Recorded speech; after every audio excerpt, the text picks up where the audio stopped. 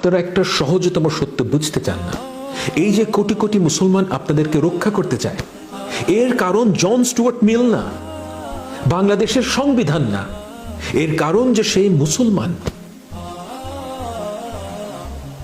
আমি মুসলমান বলেই এই বিশ্বাস করি ও এই অ্যাক্ট করি যে আমার দ্বারা আপনার যেন কোনো ক্ষতি না হয়, আমার দ্বারা যেন কোনো অবিচার না হয়। আমি জানি না যে আল্লাহর কাছে আপনি পছন্দনীয় না আমি। এই হিউমিলিটি আমাকে বাংলাদেশের সংবিধান দেয় নাই, ইসলাম দিয়েছে। কথাটা আমার একার না, লক্ষ লক্ষ মানুষের।